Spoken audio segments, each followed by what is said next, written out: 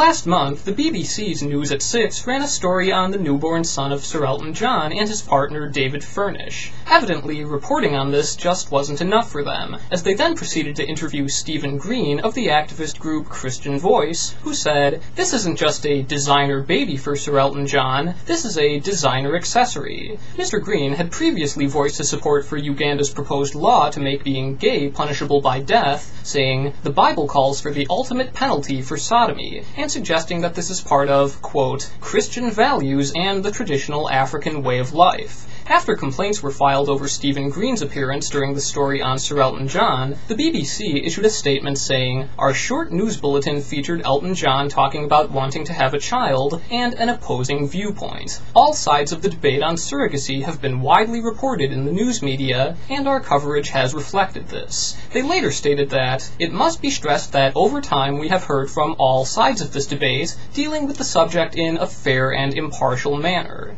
How's that for an excuse? It's interesting to think of how they might have handled a story about a straight couple welcoming the birth of their first child. Would it really have been necessary to give time to a dissenting opinion about a couple having a baby? Is that the kind of occasion that calls for an opposing viewpoint on their newborn child in the name of fairness and impartiality? And yet, this is the reality of life for gay people. Even when we do something so simple as having a child, the very thing that people would fault us for not doing, suddenly there has to be another side to this. Like there's some kind of comparison to be made between starting a family and people treating our children as nothing but designer accessories. As if there's a legitimate debate to be had between our families and the people who think the government should execute us because of who we are. Do our lives always have to be balanced against the people who don't want us to exist? Because that's what it means to excuse this as being fair. That's what they're saying when they call this impartial. They're telling us these are just two different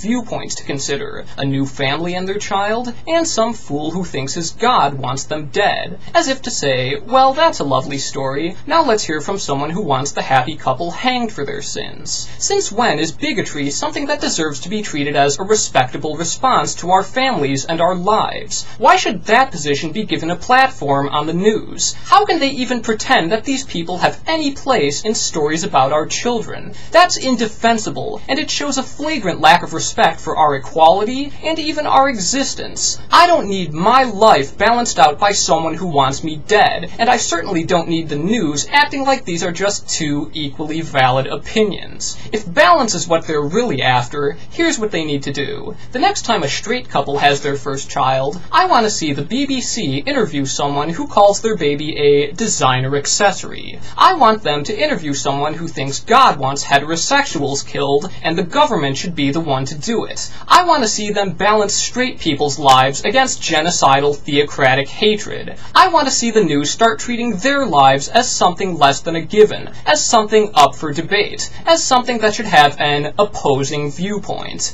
As soon as they can bring themselves to do that, then they can say they're being fair, and not a moment sooner.